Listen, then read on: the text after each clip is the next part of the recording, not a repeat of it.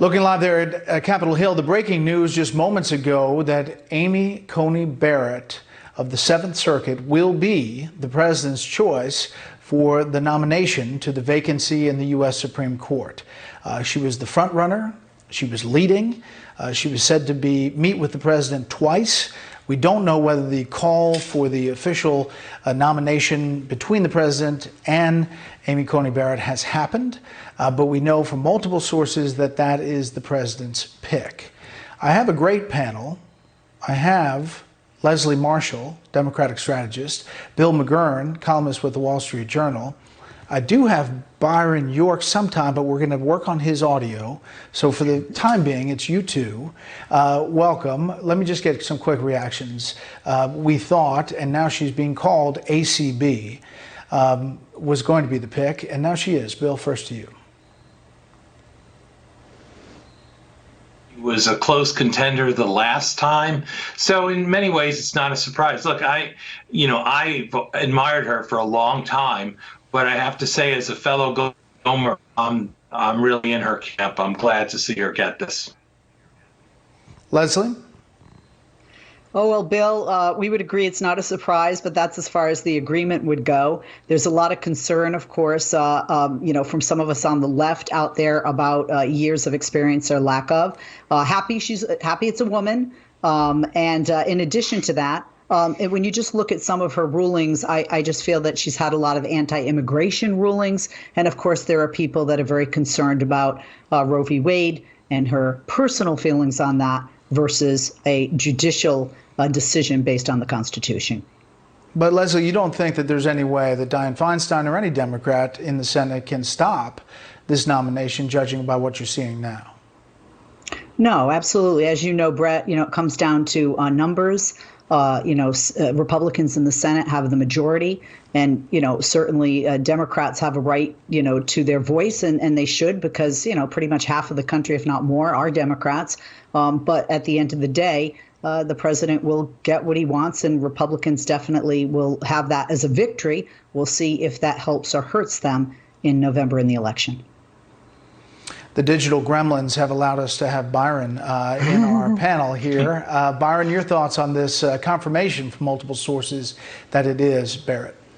A lot of Republicans, obviously, they're still sensitive after the whole Brett Kavanaugh affair, and they're wondering what Democrats have in store for this. What kind of attack they will mount? How will they time it? What groups will they be working in conjunction with? I mean, I think they're worried about the whole confirmation process. They do believe they're going to confirm her, just like they confirmed Brett Kavanaugh, but it was terribly ugly the last time around. All right, here is the president on the new information about the Steele dossier. We caught him cold. It was a whole conspiracy, and it was the worst thing anyone's ever seen, and it was a takedown, and we caught him cold. It was all the opposite. They were the ones conspired. We went through 3 years of crap. There's more coming out. It's getting deeper and worse and worse.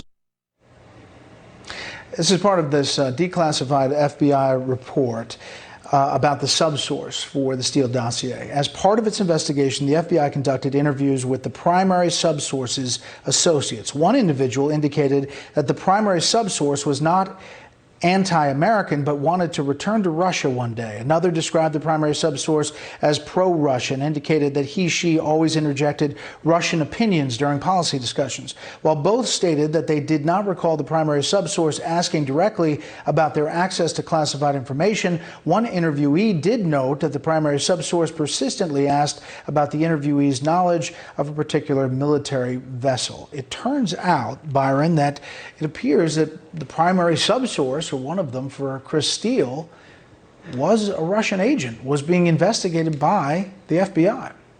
Which raises the possibility that this information in the dossier could have been Russian disinformation. And listen, the FBI's embrace of the dossier was absolutely shameful in this. Remember, they wanted to hire Christopher Steele to do anti-Trump work for the U.S. government.